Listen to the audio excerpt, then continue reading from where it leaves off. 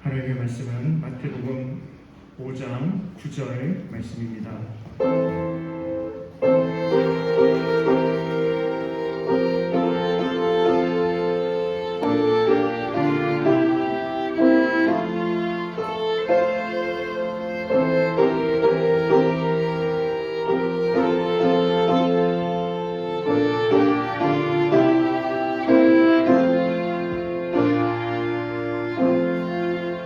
말씀을 봉독하겠습니다. 화평하게 하는 자는 복이 있나니 그들이 하나님의 아들이라 일컬음을 받을 것이며. 아멘. 오늘 예배에 참여한 우리 성도님들에게 우리 주님의 평화가 풍성하게 넘쳐나실 수 있기를 간절히 소망합니다. 옆에 있는 분들이랑 잠깐 인사하는 시간 갖도록 하겠습니다. 주님의 이름으로 사랑합니다. 인사하겠습니다. 주님의 이름으로 사랑합니다.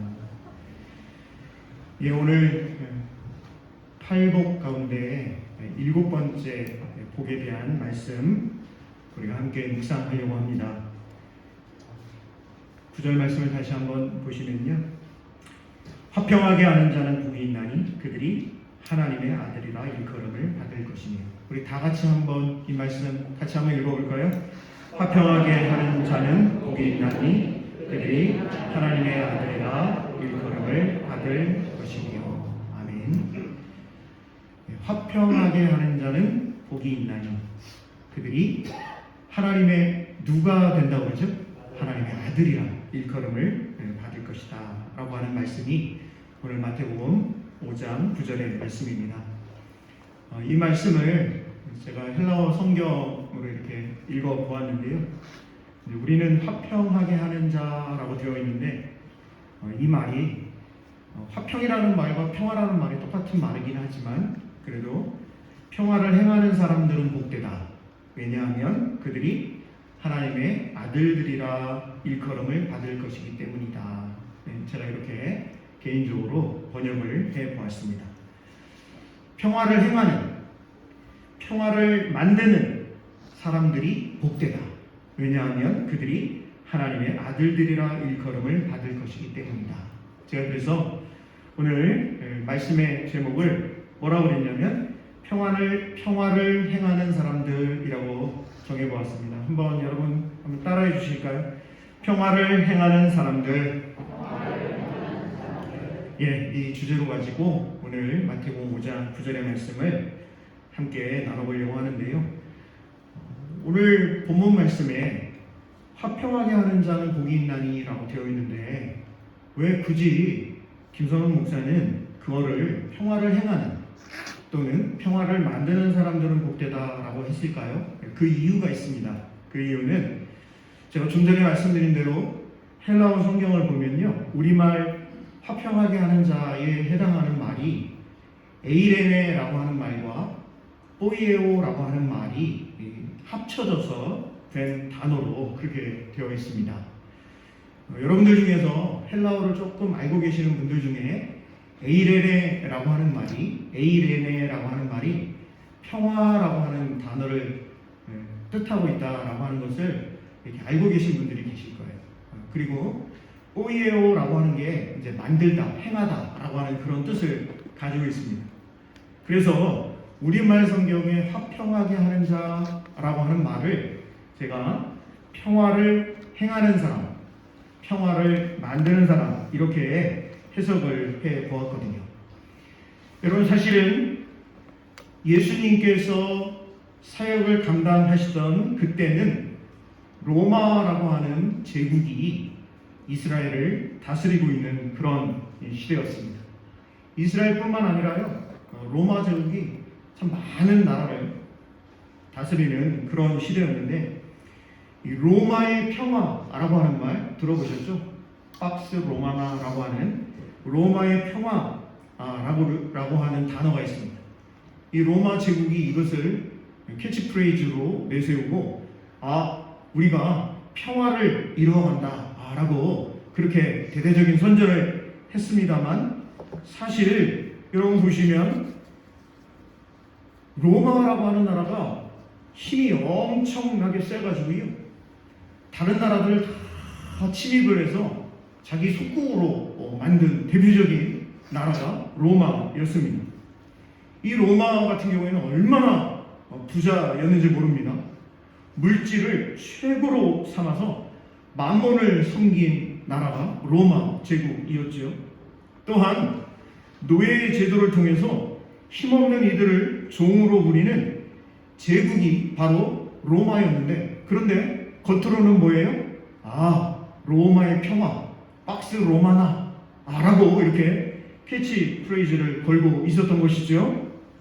이 부분에 대해서 초대교회와 초대교회 교인들은 로마의 평화는 잘못됐다, 진정한 평화는 그리스도의 평화다라고 하는 것을 알고 있고 또 분명히 하고 있었던 바로 그것이 오늘 마태복음 5장 9절의 말씀인 것이죠. 우리 마태복음 5장 9절의 말씀을 다시 한번 우리 같이 한번 읽어보도록 하겠습니다. 마태복음 5장 9절 같이 읽어봅니다. 화평하게 하는 자는 복이 있나니 그들이 하나님의 아들이라 일컬음을 받을 것입니다. 제가 개인적으로는 평화를 행하는, 평화를 만드는 사람들은 복되다.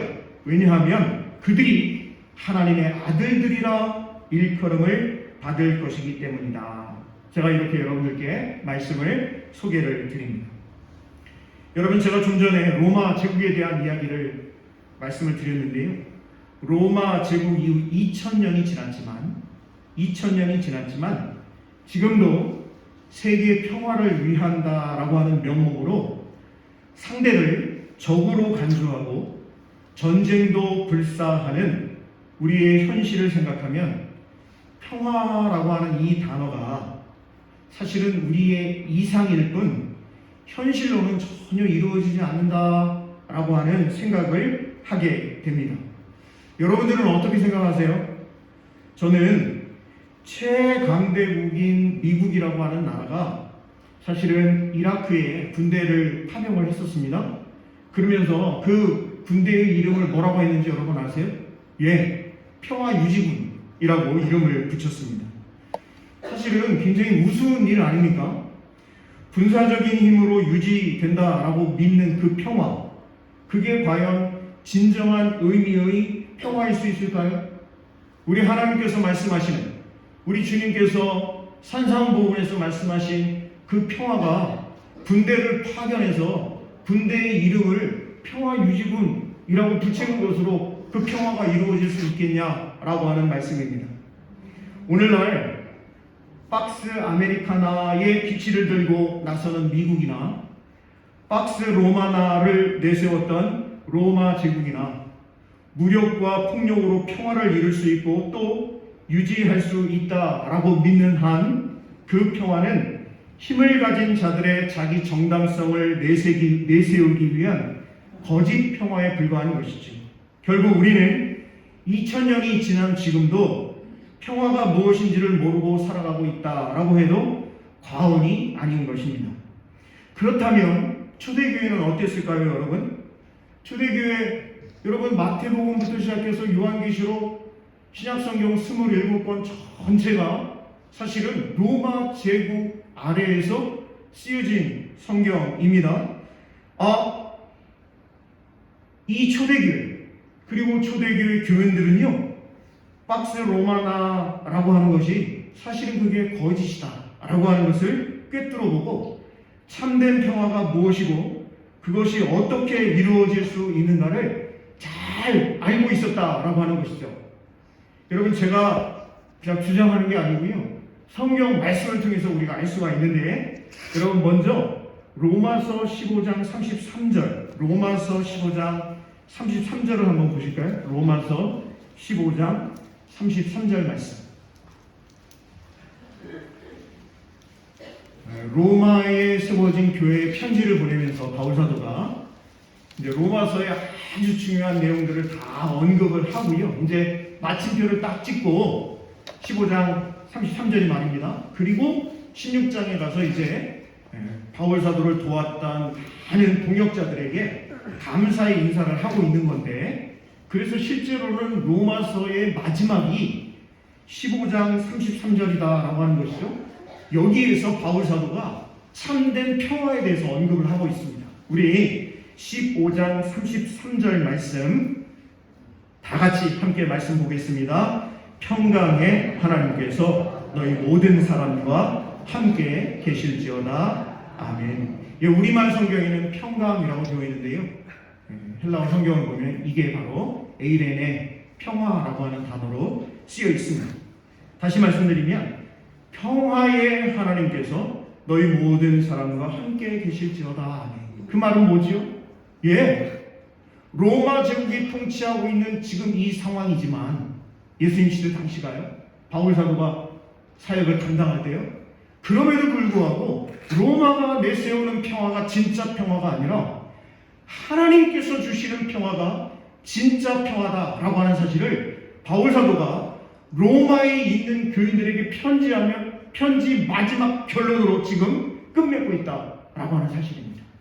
또 한 군데를 살펴보려고 하는데요, 고린도후서 13장 11절 말씀도 같이 한번 보도록 하겠습니다.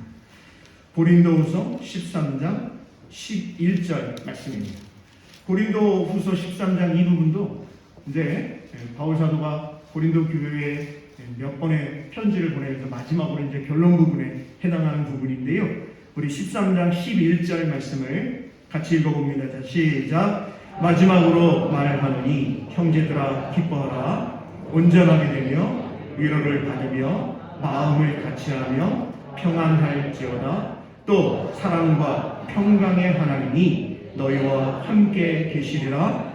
거룩하게 입맞춤으로 서로 문안하라. 이렇게 되어 있습니다. 여기 마지막으로 말하노니 형제들아 기뻐하라. 온전하게 되며 위로를 받으며 마음을 같이하며 평안할지어다. 이 평안할지어다 이 말이 그렇습니다. 에이레네라고 하는 단어로 되어 있습니다. 또 사랑과 평강의 하나님, 사랑과 평강의 라고 했을 때 이 평강의 라고 하는 단어도 에이레네라고 되어 있습니다. 다시 말씀드리면 마지막으로 말하는 형제들아 기뻐하라. 온전하게 되며 위로를 받으며 마음을 같이하며 평화할지어다. 또 사랑과 평화의 하나님이 너희와 함께 계시리라. 거룩하게 입맞춤으로 서로 문안하라. 라고 바울 사도가 고린도후서의 마지막 부분도 이렇게 결론을 맺고 있는 것을 볼 수가 있습니다. 여러분, 그렇습니다. 초대교회 그리고 초대교회 교인들은요, 자신들이야말로 평화를 행하는 사람들이고 평화를 만들어가는 사람들이다. 그 역할, 평화를 만들어가는 게 로마 제국에 의해서 평화가 만들어지고 행해지는 것이 아니라 하나님의 말씀에 순종해서 하나님이야말로 평화의 하나님이심을 선포하고 하나님의 말씀에 순종해서 살아가는 바로 자신들이 이 평화를, 하나님의 온전한 평화를 행하는 자고 만드는 자다라고 선포하고 있는 것이죠. 여러분, 우리 말씀 마태복음 5장 39절 말씀을 한번 찾아보려고 하는데 너무나도 잘 아는 말씀입니다. 저와 여러분 중에 예수님을 믿지 않는 사람들이라 하더라도 이 이야기는 잘 알고 있더라고요. 우리 마태복음 5장 39절 말씀 같이 한번 읽어봅니다. 시작. 나는 너희에게 이르노니 악한 자를 대적하지 말라. 누구든지 내 오른뺨을 치거든 왼편도 돌려대며. 이렇게 되어 있습니다. 여러분, 상식적으로 내가 다른 사람의 뺨을 친다거나 다른 사람이 나의 뺨을 친다라고 했을 때 오른편 뺨을 내가 친다든지 또는 내가 맞는다든지 라고 했을 때 상식적으로 보면 어떻게 되냐면, 여러분 한번 보세요. 내가 누구를 친다라고 했을 때, 내가 상대편의 오른쪽 뺨을 친다라고 했을 때 어떻게 쳐야 되냐면, 이렇게 치면 왼쪽 뺨이죠. 그렇죠?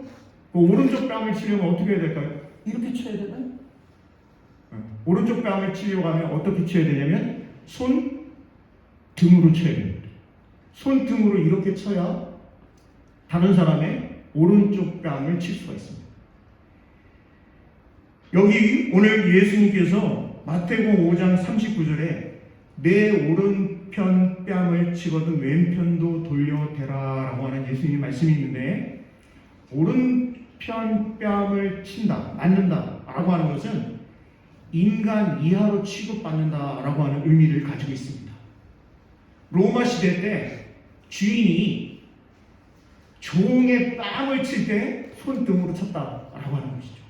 그 말은 내가 너를 사람으로 인정하는 것이 아니라 노예로, 말하는 짐승으로 내가 너를 취급한다 라고 하는 것이 오른편 뺨을 치는 거거든요. 그런데 그런 사람에게, 나를 인간으로 대우하지 않는 그 사람에게 왼편도 돌려대라 라고 우리 주님이 말씀하고 계신 것입니다.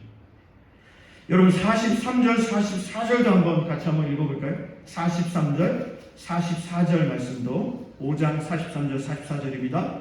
같이 한번 읽어봅니다. 또 내 이웃을 사랑하고 내 원수를 미워하라 하였다는 것을, 이것은 율법에서 하는 이야기입니다. 율법에서. 자, 44절은 같이 봅니다. 나는 너희에게 이르노니 너희 원수를 사랑하며 너희를 박해하는 자를 위하여 뭐하라고요? 이것만이 평화를 가능케 한다 라고 주님께서 말씀하고 계십니다. 보복하는 것이 하나님의 뜻일리 만무하고, 우리가 원수로 여기는 그 사람도 하나님의 눈에는, 하나님의 입장에서는 원수일 수 없다라고 하는 믿음의 고백인 것이죠. 어떻게 원수를 사랑할 수 있느냐? 이 일을 제기하는 사람들이 훨씬 많습니다. 우리 크리스찬들 중에서도 아이고 아무리 그래도 그렇지 원수를 내가 사랑할 수는 없더라고요. 솔직히 그렇습니다 라고 말씀하시는 분들 있습니다. 그렇습니다. 그런데 우리 주님께서는 이렇게 또 말씀하셔요. 여러분 48절 한번 보실까요? 48절 말씀 같이 한번 읽어봅니다. 시작. 그러므로 하늘에 계신 너희 아버지의 온전하심과 같이 너희도 온전하라.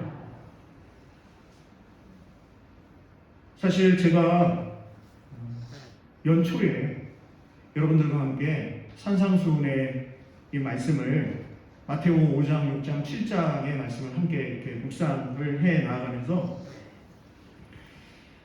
제가 느끼는 점이 있습니다.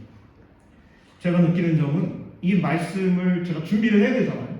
여러분들께 이제 말씀을 선포를 해야 되고, 그런데 이 말씀을 읽을 때마다 정말 내가 하나님의 영광을 위해 살아가고 있나? 기도할 때, 또 이야기할 때, 다른 사람에게 권면하고 할 때는 우리가 하나님의 영광을 위해서 살아가십시다. 솔리 데오 글로리아,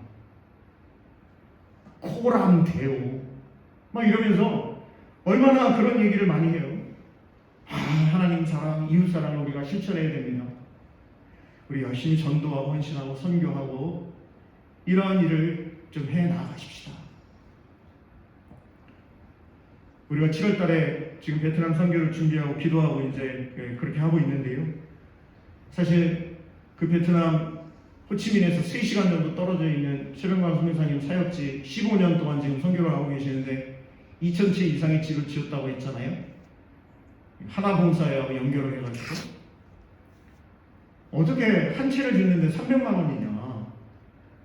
뭐 300만 원이 크다면 클 수 있는 돈이고 작다면 작을 수 있는 돈인데, 우리가 기본적으로 생각했을 때 300만 원으로 집 한 채를 짓는다 라고 하는 것이 우리로서는 참 이해가 안 되지 않습니까?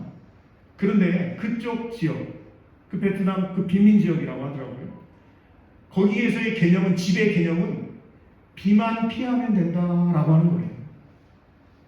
그래서 공식적으로 복음을 전할 수 없는 지역임에도 불구하고 이채병환 목사님이 그곳에 15년 지금 선교를 하고 감당하면서 공식적으로는 예수님을 전할 수가 없는 거예요. 공식적으로.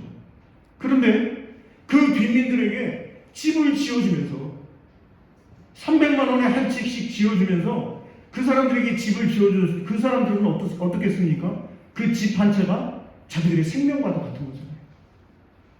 그 집을 지어준 사람이 목사라고 하는 것을 잘 알고 있기 때문에 그 사람들이 와가지고요, 목사님 너무 고맙습니다. 비공식적으로 공식적으로는 복음을 전할 수 없지만 비공식적으로는 너무너무 이 목사님이 귀한 사역을 감당하고 있구나. 야, 한국에서 여기까지 와가지고 우리를 위해서 이런 사역을 감당한다는. 야, 나도 예수님을 한번 믿었으면 좋겠다. 아멘도 좀 하세요.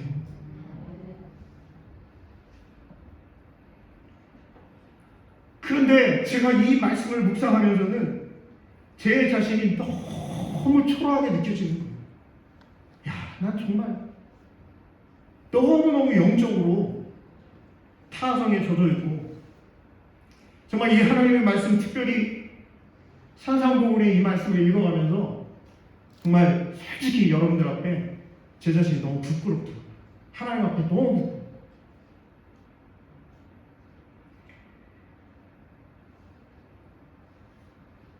그런데 예수님께서는 마태복음 5장 48절의 말씀을 통해서 뭐라고 말씀하시냐면, 좀 전에 우리 읽어봤잖아요. 그러므로 하늘에 계신 너희 아버지의 무엇 하신 것 같이 온전하신 것 같이 너희도 뭐 하라고요? 이 말씀을 묵상하면서 나는 지금 너무나도 부족해서 한 주일 동안 살아가면서 마땅히 사랑해야 할, 어떤 때는 가족도 사랑하지 못할 때가 있잖아요. 제가 보니까. 그런데 우리 주님께서는 이렇게 말씀하고 계시는 거예요. 하늘에 계신 너희 아버지의 온전하신 것 같이 너도 온전하다. 사랑하는 성도 여러분, 비록 하늘에 계신 아버지께서 온전하신 것 같이 온전해질 수 없다라고 해도 하나님 아버지처럼 온전해지고자 하는 그 간절한 우리 주님의 소원과 바람이 이 말씀에 기록되어 있음을 내가 다시 한번 확신을 하고, 그렇지, 내가 하루하루, 일주일, 한 달, 1년 살아가면서 여전히 주님 앞에, 하나님 앞에 부족한 모습 그대로고, 정말 단 1cm도 하나님 앞에 다가가지 못하는 그런 모습임에도 불구하고, 그래, 우리 주님께서 하늘에 계신 너희 아버지의 온전하심처럼 너희도 온전하라라고 말씀하셨으니 이 말씀 붙잡고 내가 기도해야지, 이 말씀 붙잡고 내가 살아가야지, 이 말씀으로 나의 인생의 표대를 삼아야지 라고 하는 그 간절한 기도의 제목이 있다라고 한다면, 저와 여러분을 하나님의 말씀으로 사람됨을 고양시키고 우리의 속사람이 변화시킬 수 있지 않겠는가라고 하는 소망을 가지고 여러분들께 이 말씀을 드립니다. 여러분 한번 45절도 한번 보실까요? 45절 말씀, 5장 45절 한번 같이 한번 읽어보겠습니다. 5장 45절 같이 봅니다. 이같이 한들 하늘에 계신 너희 아버지의 아들이 되리니 이는 하나님이 그 해를 악인과 선인에게 비추시며 비를 의로운 자와 불의한 자에게 내려주십니다. 그렇습니다. 우리 하나님께서는요, 여전히 악인과 선인들에게 동일하게 햇볕을 비춰주신다는 거예요. 우리 하나님께서는 의로운 자와 불의한 자들에게 동일하게 비를 내려주시는 하나님이시다라고 우리 주님께서 말씀하고 계셔요. 그 하나님을 아버지라 부른다면 악한 자를 대적하지 말아야 함은 물론 원수까지도 사랑할 수 있어야 한다. 원수를 위해서 기도해야 한다. 대적 힘들게 하고 나를 대적하는 그 사람을 위해 예수 그리스도의 이름으로 복을 빌어야 된다라고 우리 주님께서 권면을 하고 계시는 것이죠. 그래서 누가 내 오른뺨을 치면 다른 뺨을 그에게 돌려대라 라고 하시고, 너를 고소하고 내 속옷을 취하기를 원하는 자에게 겉옷까지도 그에게 주라 말씀을 하고 계셔요. 누가 억지로 오리를 가게 하거든 그와 함께 심리를 가라 라고 하시고, 내게 요구하는 자에게 주고 너로부터 빌리기를 원하는 사람에게 거절하지 말라라고 우리 주님께서 말씀하신 것도 바로 이 까닭인 것이죠. 여러분, 어찌 보면 사소하다고 볼 수가 있지 않습니까? 그런데 사소하다면 사소하다고 볼 수 있는 이런 행위가 곧 9절에서 말하는 평화를 행하는, 평화를 만드는 행위라고, 그런 행위를 하는 사람들에 의해서만 평화가 이루어진다라고 지금 우리 주님께서 말씀을 하고 계십니다. 우리가 믿는 하나님이 평화의 하나님이시라면 이런 행위를 하는 사람들이야말로 하나님의 아들이라 일컬음을 받게 될 것이다, 우리 주님께서 선포하고 계십니다. 3절에서 전제했던 3절, 여러분 3절의 말씀이 어떤 말씀이냐면 이렇게 되어 있어요. 심령이 가난한 자는 복이 있나니 천국이 그들의 것이다. 제가 그때 뭐라고 말씀드렸냐면 이 심령이 가난하다라고 하는 것은 영적인 것과 관련해서 가난하다 라고 말씀을 드렸거든요. 영적으로 가난한 사람들, 그 영적으로 가난한 사람들이 회개를 통해 그 마음이 바뀌고 그 바뀐 마음이 행위로 드러나 평화를 행하게 되므로 하나님의 아들이라 일컬음을 받기에 이르게 된 것이죠. 3절에서 8절까지의 말씀이 내적 변화의 과정을 거치면서 형성된 그 마음이 비로소 9절에 이르러 평화를 행하는, 평화를 만드는 그 구체적인 삶의 모습으로 드러나고 있는 것입니다. 한편 놓치지 말아야 할 것이 있는데요, 평화를 행하는 사람들이 8절에서는 심적으로 깨끗한 사람들이었다라고 하는 사실입니다. 그리고 그 심적으로 깨끗한 사람들이 7절에서는 긍휼히 여기는 사람들이었다라고 하는 사실도 놓쳐서는 안 되겠습니다. 제가 그래서 지난주에 말씀을 드렸는데요, 우리 탈북에 대한 이 선언을 각자 따로따로 하나하나 단편적으로 생각하는 것이 아니라 전체를 하나로 묶어서 생각하는 것도 이 말씀을 묵상하는데 아주 좋은 방법이 되겠다라고 말씀을 드립니다. 긍휼히 여기는 사람들이 그 긍휼로 마음이 깨끗해지고 그 깨끗한 마음으로 무언가를 행하게 된다면 그야말로 지금 로마 제국이 통치하고 있는 그 제국의 상황 가운데에서도 진정한 하나님의 평화를 이룰 수 있다라고 하는 것이죠. 성도 여러분, 세계를 정복하여 이루고자 했던 로마의 평화도 아니고 다른 나라 석유가 탐이 나서 무력으로 침공하는 아메리카의 평화도 아닙니다. 힘이 있는 사람들과 나라에게는 평화조차도 전쟁의 명분일 수 있을지 모르지만 예수님이 가르치신 평화는 그런 게 아니다 라고 하는 것을 오늘 저와 여러분이 이 말씀을 통해서 더 분명히 깨닫는 귀한 은혜가 있기를 다시 한번 소망합니다. 과연 오늘 우리 기독교인들은, 저와 여러분들은 서양의 기독교 역사가 저질렀던 과오를 반복하고 있지는 않은가 라고 하는 것을 잘 유심히 공부를 할 필요가 있습니다. 진정 우리가 믿는 하나님이 평화의 하나님이시라면 평화 유지군을 파병하면서 하나님께 기도할 수는 없는 것이죠. 진정 우리가 하나님의 아들이라 일컬음을 받기에 부족함이 없다면 그보다 먼저 우리 자신이 평화를 행하는 사람들인지 평화를 만들어가는 사람들인지를 되물어야 마땅한 것이죠. 아니, 그 이전에 저와 여러분의 마음, 심적으로 얼마나 깨끗한지를 묻는 것이 우선일 것입니다. 심적으로 깨끗한 사람이 볼 것이라 하신 하나님, 그 하나님이 진정 평화의 하나님이라면 하나님의 아들이라 일컬음을 받는 저와 여러분 우리 모두가 평화를 행하는, 평화를 만드는 사람들이어야 함은 너무나도 마땅한 것이죠. 세상이 우리 그리스도인들을 평화를 행하는 사람들이라고 말하게 될 때 저와 여러분은 맛을 잃지 않은 땅의 소금이 될 수 있고 모든 사람을 비추는 세상의 빛이 될 수 있다, 우리 주님께서 말씀하십니다. 우리 이 말씀 마지막으로 같이 읽어보도록 하겠는데요, 마태복음 5장 13절 14절 말씀 같이 읽어보도록 하겠습니다. 마태복음 5장 13절 14절 말씀 같이 봅니다. 너희는 세상의 소금이 만일 그 맛을 잃으면 무엇으로 짜게 하리요? 후에는 아무 쓸데없어 다만 밖에 버려져 사람에게 밟힐 뿐이니라.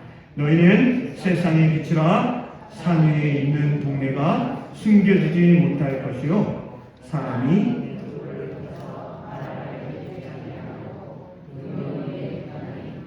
이러므로 집안 모든 사람에게 16절도 읽어봅니다. 이같이 너희 빛이 사람에게 비치게 하여 그들로 너희 착한 행실을 보고 하늘에 계신 너희 아버지께 영광을 돌리게 하라. 아멘. 기도하겠습니다.